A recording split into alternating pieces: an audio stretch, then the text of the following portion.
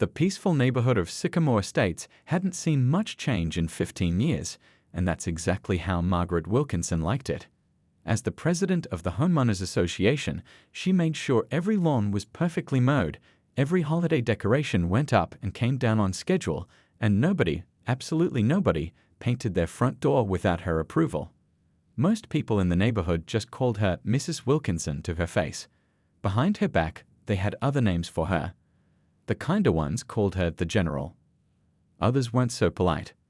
Margaret started each morning with a slow drive around the neighborhood in her spotless white SUV, notepad in hand, looking for violations.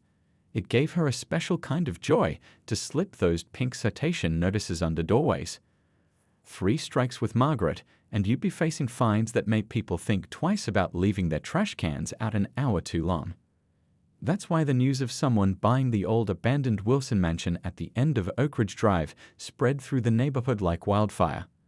The place had sat empty for years, a massive property with 5 acres of land backing up to the lake. Too expensive for most people, too much work for others. "I heard it's some tech guy," whispered Tom from across the street as Margaret inspected his mailbox height with a tape measure. "Paid cash for the whole place." Margaret's lips tightened. Well, whoever it is better be ready to follow the rules like everyone else. 2 days later, the moving trucks arrived. Not regular moving trucks, but specialty vehicles carrying strange equipment.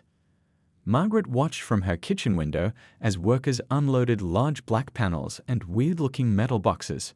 She grabbed her HOA regulations binder, a 3-inch thick collection of rules she'd expanded over the years, and marched down the street. That's when she first met Elon Mercer. He wasn't what she expected. No fancy suit or bodyguards. Just a tall guy in jeans and a plain t-shirt, directing workers where to place his belongings. He smiled when he saw Margaret approaching, completely unaware of what he was in for. "Hi there, you must be a neighbor." "I'm Elon," he said, extending his hand. Margaret ignored it. "I'm Margaret Wilkinson, president of the Sycamore Estates HOA. What exactly are you installing on this property?" Elon's smile didn't fade. "Oh, this is exciting stuff. I'm setting up a completely self-sufficient power system. Solar panels on the south-facing roof sections, battery storage units on the east side of the property, and a small wind turbine by the lake. The whole house will be off-grid." Margaret's eye twitched. "Off-grid? That's not possible. We have rules about external modifications." "Don't worry," Elon said, pulling out his phone to show her some drawings. "Everything's been approved by the county. These systems are cutting edge. They'll barely be visible once installed." But Margaret wasn't looking at his phone. Her attention was caught by something else. The way her neighbor across the street waved enthusiastically at Elon. The way the dog walker slowed down to listen to their conversation. People seemed interested, maybe even impressed by this newcomer. That wouldn't do, not at all. "I'll need to see all permits and plans submitted to the HOA committee by tomorrow morning," she said sharply. "Until approved, all work must stop immediately." Elon looked confused. "But I already got approvals from." "The HOA has final say on all external modifications," Margaret cut him off. "Those are the rules." As she walked away, Margaret didn't see the puzzled look Elon exchanged with his project manager. She was too busy thinking about the HOA emergency meeting she would call tonight. This Elon Mercer might have money and fancy technology, but he was about to learn who really ran Sycamore Estates. What Margaret didn't realize was that the power outage that had hit their neighborhood 3 times last summer wouldn't be a problem for Elon's house. And as she returned home to her perfectly maintained but powerless house during the next blackout, watching Elon's home glowing with lights while hers sat dark, an idea began to form. A terrible, rule-breaking idea that would eventually cost her everything. 6 months had passed since Elon Mercer moved into Sycamore Estates, and despite Margaret's best efforts, his energy system was fully installed and working perfectly. She'd tried everything: emergency HOA meetings, petitions about eyesores, even calling in favors with her friend at the building department. Nothing worked. Elon had all his permits in order, and worse yet, other neighbors were starting to ask him questions about installing similar systems on their properties. The summer brought record heat waves, and with them, power outages across the county. While most of Sycamore Estates sweltered in the August heat with no air conditioning, Elon's property hummed along as if nothing had happened. His lights stayed on. His electric car charged in the driveway. His sprinklers kept his lawn green. Margaret sat on her porch fanning herself furiously, watching Elon water his garden during a water restriction that didn't apply to him because his system collected rainwater. She'd never hated anyone more. Power company says it might be 2 more days. Her husband Frank sighed, joining her on the porch with lukewarm lemonade. Maybe we should look into generators. Or maybe, Margaret said slowly, we should look into other options. That's when she remembered Bobby Davis, a somewhat shady electrician who'd done work for her under the table in the past. The kind of guy who didn't ask too many questions as long as the cash was good. 2 days later, during another power outage, Bobby's unmarked van pulled into Margaret's driveway late at night. The neighborhood was dark and quiet, most people having gone to stay with relatives who had power. So let me get this straight, Bobby said, scratching his head as Margaret showed him the property line between her backyard and Elon's. You want me to tap into his power system? Lady, that's not just against code, that's stealing. Margaret pressed an envelope full of cash into his hand. I'm not stealing anything. As HOA president, I have the right to inspect all systems in the neighborhood. Think of it as an inspection line. Bobby looked doubtful but thumbed through the envelope. Your funeral. But this is gonna cost more than what you've got here. That system he's got is high-tech stuff. Just make it happen, Margaret hissed, and make sure it can't be traced back to us.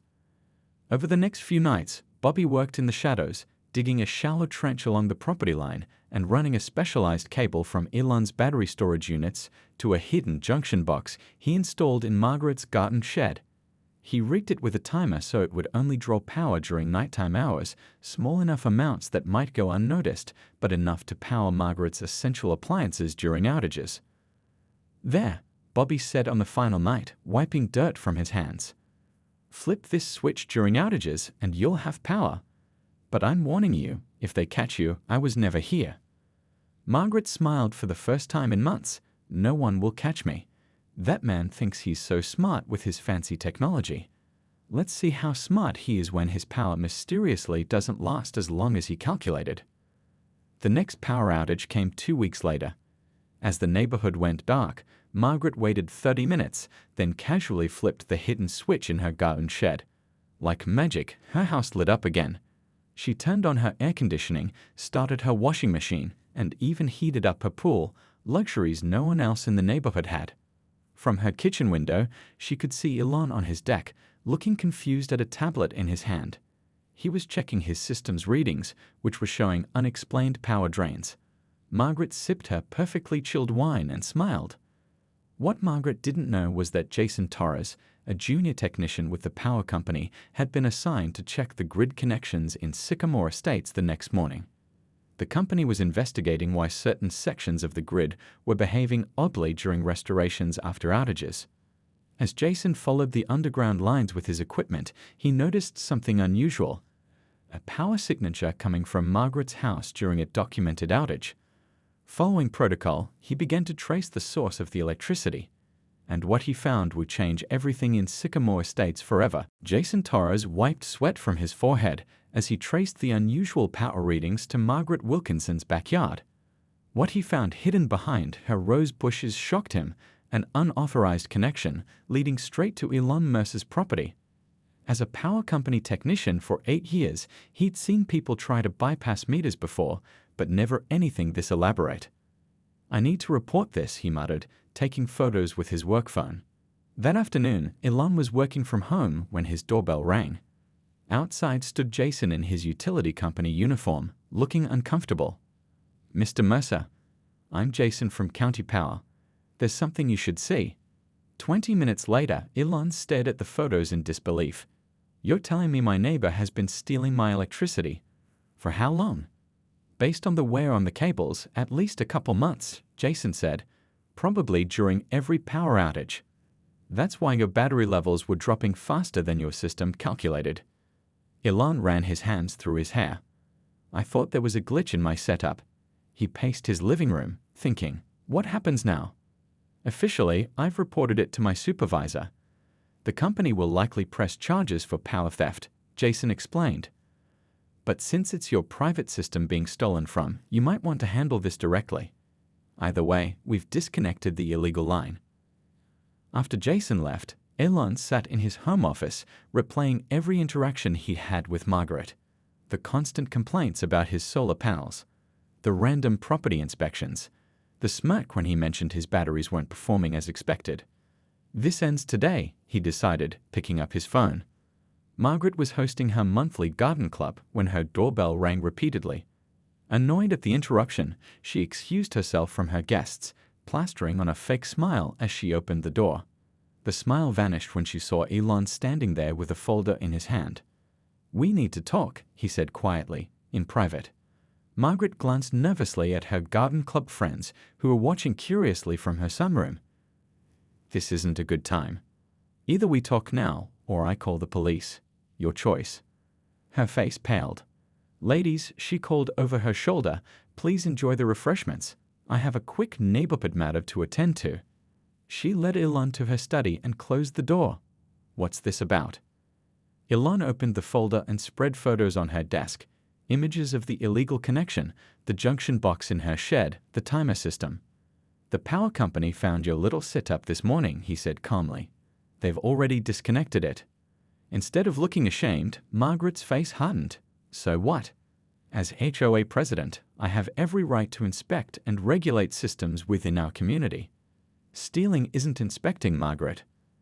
"I wasn't stealing," she snapped. "I was testing the impact of your so-called green system on our neighborhood's grid. Someone had to make sure it was safe." Elon leaned forward. "Look, I don't want this to become a bigger issue than it already is. If you agree to pay for the electricity you took and step down from the HOA board, we can handle this privately." Margaret laughed, a sharp, bitter sound. "Step down? After 15 years? Never." She walked to her window, looking out at her perfect lawn.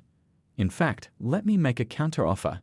You take down those hideous solar panels and that wind turbine eyesore by the lake, and I'll forget about the zoning violations I've documented." "What zoning violations?" "Oh, I'm sure I could find plenty," she said with a dismissive wave. "The setback measurements for your battery enclosure, the height of that turbine, improper water management. City inspectors trust my judgment." What Margaret didn't notice was Elon's hand slipping into his pocket and pressing a button on his phone. Every word she said was being recorded. "So you're threatening me," Elon said carefully, "to cover up the fact that you stole my electricity." "I prefer to call it negotiating," Margaret smiled, feeling back in control. "That's what good neighbors do. We work things out." She extended her hand. "So do we have a deal?" Elon looked at her outstretched hand but didn't take it. "No, Margaret, we don't. And I think you've just made things much worse for yourself." As he walked out, Margaret felt a chill. For the first time in 15 years, someone in Sycamore Estates wasn't following her rules. And that terrified her. Word of Margaret's electricity theft spread through Sycamore Estates like a summer wildfire. It started with hushed whispers between neighbors collecting their mail. By nightfall, it had reached every corner of the community. "Did you hear about Margaret stealing electricity from the new guy? I always knew she was shady, but this is something else." Someone finally caught her breaking her own rules. For the first time in 15 years, people felt brave enough to speak openly about Margaret's iron rule. The dam had broken.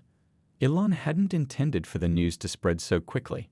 He'd only shared what happened with his next-door neighbor, Pete, while they were both taking out trash bins. But Pete told his wife, who told her walking group, and by lunchtime, Margaret's phone was blowing up with texts from fellow HOA board members demanding an emergency meeting. The community center was packed that evening. Normally, HOA meetings attracted maybe 10 residents. Tonight, there were over 60 people crammed into the small room, with more peering through the windows from outside. Margaret arrived perfectly composed, as if nothing had happened. She wore her usual HOA meeting outfit, navy blazer, pearl necklace, and a smile that never reached her eyes. But those who knew her well could see her hands trembling slightly as she arranged her papers at the podium. "Before we begin tonight's regular agenda," she said, tapping the microphone, "I'd like to address some ridiculous rumors circulating in our community." From the back of the room, someone shouted, "They're not rumors if they're true." Scattered laughter rippled through the crowd. Margaret's smile tightened. As I was saying, she continued, "There appears to be a misunderstanding regarding an inspection I conducted of Mr. Mercer's power system. As your HOA president, it's my responsibility to ensure all additions to our community are safe and compliant." Elon, who had been sitting quietly in the corner, stood up. "Margaret, please don't make this worse for yourself. We both know what happened." "Mr. Mercer is new to our community," Margaret said, ignoring him. "He doesn't understand how things work here. His unauthorized power system poses potential risks to—" "Oh, give it a rest, Margaret." The voice belonged to Betty Thompson, a 72-year-old grandmother who had lived in Sycamore Estates since it was built. Betty had received countless violation notices from Margaret over the years for her bird feeders and garden gnomes. "You got caught stealing, plain and simple. Stop treating us like we're stupid." The room erupted in applause. Margaret's face flushed deep red. "This is outrageous," she sputtered. "After everything I've done for this community. Mr. Mercer comes in with his tech money and fancy ideas, and suddenly you're all turning against me." "No one's turning against you because of Elon," said Ron, who had served on the board with Margaret for years. "We're just finally speaking up. You've been bullying people for years, Margaret. The electricity theft was just the last straw." Margaret looked around the room desperately, searching for allies. She found few friendly faces. Most people avoided her gaze. A few longtime supporters looked uncomfortable but remained silent. "I move to vote for Margaret's removal as HOA president," called out Linda from the front row. "All in favor?" A sea of hands went up. Margaret watched in horror as even her supposed friends raised their hands. "This is completely against procedure," Margaret protested. "You can't hold an unscheduled vote." "Actually," said Ron, pulling out the HOA bylaws, Section 7, Paragraph 3 allows for emergency removal of board members in cases of moral turpitude or criminal activity. I'd say theft qualifies." Margaret grabbed her purse and papers. "This isn't over," she hissed, storming toward the exit. "You'll all regret this. Especially you," she said, pointing at Elon.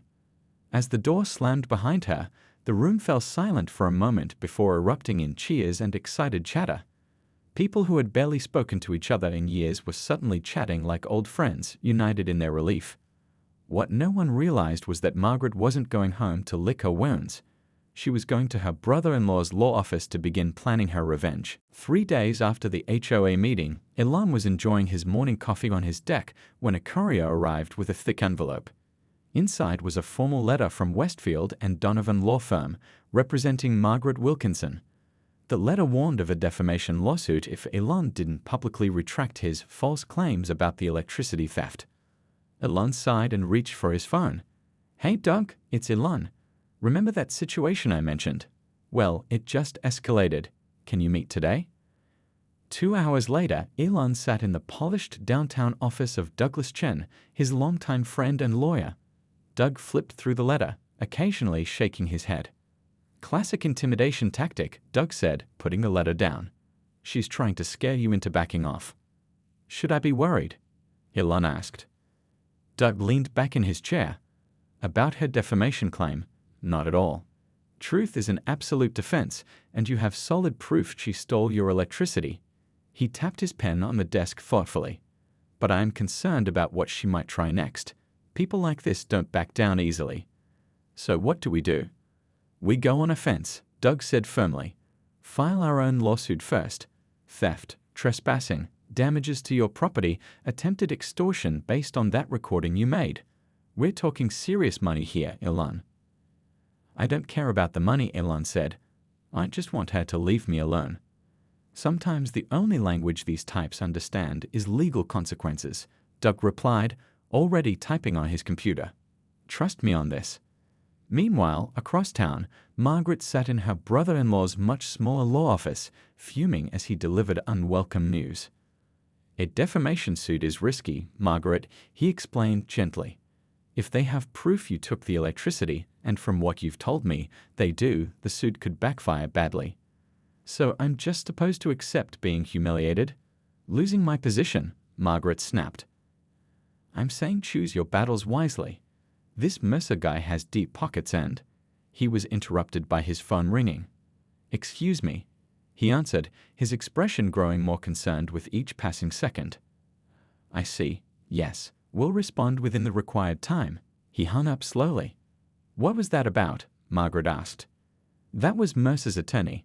They've just filed a multi-million-dollar lawsuit against you personally and the entire HOA board for enabling your behavior." Margaret's face went pale. "The board? But why would they?" "Because you used your position as HOA president to facilitate the theft. They're arguing the board failed in its oversight duty." He slid a paper across the desk showing the amount Elon was suing for. Margaret gasped. The figure had more zeros than she'd expected. "This is ridiculous. It was just a little electricity." "It's not just about the electricity anymore," her brother-in-law explained. "They're claiming damages for the stolen power, trespassing, destruction of property, attempted extortion, and punitive damages for the willful and malicious nature of your actions." "This will bankrupt me," Margaret whispered. "It could," he admitted, "and potentially affect other board members too." Margaret straightened her back. "Then we'll use HOA funds to defend ourselves. That's what the community reserve is for, legal protection." Her brother-in-law winced. "That's problematic. Using HOA funds to defend yourself against allegations of stealing would likely constitute misappropriation of funds. It could expose you to even more liability." "Then what am I supposed to do?" Margaret's voice cracked for the first time. "We attempt to settle," he said gently, "quickly and quietly before this gets worse." But settling wasn't in Margaret's nature. That evening, she called an unofficial meeting with her remaining allies from the HOA board at her home. "We need to fight back," she told the small group gathered in her living room. "Mercer thinks he can come into our community and change everything with his money and fancy lawyers. We've worked too hard keeping this neighborhood perfect to give up now." What Margaret didn't realize was that one of those present, feeling the pressure of potential personal liability, was recording every word on their phone. By morning, Elon's lawyer would have new evidence of Margaret attempting to rally others against him, evidence that would only strengthen their case and push the potential settlement figure even higher. The war between Margaret and Elon was far from over. In fact, it was just beginning. The weeks that followed brought a flurry of legal activity to Sycamore Estates. Margaret received a thick stack of documents requesting records going back 15 years, everything from HOA meeting minutes to financial statements to emails between board members. "They can't possibly expect me to provide all this," she complained to her brother-in-law as they sat in his office reviewing the discovery requests. "Actually, they can," he replied, looking increasingly worried. "And you need to take this seriously, Margaret. These are legal documents. If you don't comply, the judge can hold you in contempt." "But some of these things don't even exist anymore. Minutes from meetings in 2010, financial records from 2012. "Then you'll have to state that under oath," he said. "But whatever does exist, you need to turn over. All of it." What Margaret didn't know was that Elon's legal team had already been busy. They'd tracked down former Sycamore Estates residents who'd moved away over the years, people who had stories to tell about Margaret's reign as HOA president. In a downtown conference room, Doug interviewed these former neighbors one by one, building a detailed picture of Margaret's pattern of behavior. "She fined us $500 because our Christmas lights were up 2 days past the deadline," said one older couple. "Our son was in the hospital. When we explained, she said rules are rules and added late fees when we couldn't pay immediately." Another former resident, a single mom, wiped away tears as she described how Margaret had targeted her with daily inspections after she spoke up at an HOA meeting. "She found something wrong every single day. Grass too long, trash can visible from the street, my son's bike left on the porch. The fines piled up until I had no choice but to sell my house and move." Doug recorded every story, building a case that showed Margaret's electricity theft wasn't an isolated incident, but part of a pattern of abusing her position for personal gain and to intimidate others. Meanwhile, Elon had his own surprise visitor. Frank Wilkinson, Margaret's husband, knocked on his door one evening looking nervous and tired. "Can we talk?" Frank asked, glancing over his shoulder as if worried about being seen. Elon invited him in, curious. Frank had always been a quiet presence at community events, standing in Margaret's shadow. "I'm sorry about what Margaret did," Frank said once they were seated. "I had no idea she was stealing your electricity until all this came out." "I appreciate that," Elon said, "but I'm not sure what you want me to do now. The lawsuit is in motion." Frank ran a hand through his thinning hair. "I'm not asking you to drop it. What she did was wrong." But he hesitated. "There's something you should know. Margaret hasn't just been targeting you. She's been using HOA funds for our home renovations for years." "What do you mean?" "New kitchen cabinets labeled as community center repairs. Our backyard landscaping billed as common area improvements. Pool maintenance disguised as water feature upkeep. I looked the other way for too long." Frank pulled out a USB drive from his pocket. "This has copies of the real financial records, the ones she doesn't show the board."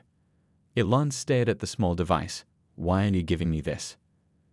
"Because this needs to end," Frank said simply. "For everyone's sake, including Margaret's. She's not well, Elon. Hasn't been for years. The control, the rules, it's gotten worse. I'm hoping this lawsuit might finally force her to get help." Across town, unaware of her husband's betrayal, Margaret sat at her computer deleting emails and shredding documents that had been requested in discovery. She was so focused on erasing evidence that she didn't notice the newly installed security camera on Elon's property, a camera aimed directly at her garden shed where the illegal electrical connection had been. Every night since the lawsuit was filed, Margaret had been sneaking over to tamper with evidence, removing remaining wires and repainting the area to hide marks left by Bobby's installation. And every night, in crystal-clear 4K video, Elon's security system recorded her trespassing and tampering with evidence, adding new charges to an already damning case. As Margaret finished shredding the last of the financial documents that would have revealed her years of misappropriation, her phone buzzed with a text from Frank. "We need to talk. I know everything." The county courthouse was packed on the final day of the trial. Every seat was filled with current and former residents of Sycamore Estates, reporters from local news, and curious members of the public who had followed the increasingly dramatic case. Margaret sat stiffly at the defendant's table, alone except for her brother-in-law. Her carefully applied makeup couldn't hide how much the last few months had aged her. Frank sat in the back row, having moved out weeks ago after giving his testimony about the misused HOA funds. Judge Wilson, a no-nonsense woman with 20 years on the bench, entered the courtroom. Everyone fell silent. "Before I deliver my ruling," she began, "I want to make it clear that this case has gone far beyond a simple dispute between neighbors." She looked directly at Margaret. What began as electricity theft revealed a pattern of behavior that corrupted what should have been a community organization serving its residents. The judge reviewed the evidence, the illegal electrical connection, the recorded conversation where Margaret attempted to blackmail Elon, the testimonies from former residents, the financial records showing years of misappropriated funds, and the security footage of Margaret attempting to destroy evidence. "Mrs. Wilkinson," Judge Wilson said, her voice firm, "your actions were not just illegal, but a betrayal of the trust your community placed in you. The court finds in favor of the plaintiff." A murmur rippled through the courtroom. Margaret closed her eyes briefly. "Damages are as follows," the judge continued. "For the stolen electricity, property damage, and trespassing, $76,450. For the misappropriation of HOA funds over the past 7 years, $378,952 to be repaid to the Sycamore Estates HOA account." The judge paused, looking at her notes. "Additionally, punitive damages in the amount of $4.25 million are awarded to the plaintiff due to the willful, malicious nature of the defendant's actions and her attempts to obstruct justice by destroying evidence." A collective gasp filled the room. The total was far higher than anyone had expected. Margaret gripped the table in front of her, her knuckles white. "Your Honor," Margaret's brother-in-law began, "my client cannot possibly—" "I'm not finished," Judge Wilson interrupted. "In addition to monetary damages, this court is issuing an injunction dissolving the current Sycamore Estates HOA board, effective immediately. New elections must be held within 30 days, with neutral oversight. No current or former board members may run for positions. She looked directly at Margaret again. Furthermore, Mrs. Wilkinson is prohibited from serving on any homeowners association board for life. The courtroom erupted in cheers and applause. The judge banged her gavel for order. Finally, she said when the room quieted, "I am referring evidence of financial fraud to the district attorney's office for potential criminal charges." As the judge exited, Margaret sat frozen in her chair, the reality of what had just happened sinking in. Everything she had, her reputation, her position of power, her savings, even her freedom, was gone. 3 months later, Sycamore Estates was a different place. The newly elected HOA board, led by Pete and Betty, had simplified the community rules from 87 pages down to 12. The excessive fines were gone, replaced by a system focused on community support rather than punishment. Margaret's house, with its perfect lawn and flawless exterior, stood empty with a for sale sign out front. She and Frank had divorced, and she'd moved in with her sister 2 states away while awaiting her criminal trial. Elon, true to his word, hadn't kept the lawsuit money for himself. Instead, he'd established the Sycamore Community Fund to help other neighborhoods transition to renewable energy systems. The first project: installing solar panels on the community center, cutting electricity costs for everyone. One sunny Saturday, as Elon was installing a small wind turbine for a neighbor, his phone buzzed with a news alert. He smiled as he read it, then showed it to Pete, who was helping him. The headline read, "Former HOA president pleads guilty to fraud charges, will serve community service and probation." "Guess that's really the end of it," Pete said, wiping sweat from his forehead. Elon nodded, looking around at the neighborhood where children now played freely on front lawns, where garden gnomes and bird feeders had reappeared, and where neighbors waved and chatted with each other again. "No," he said with a smile. "I think it's just the beginning."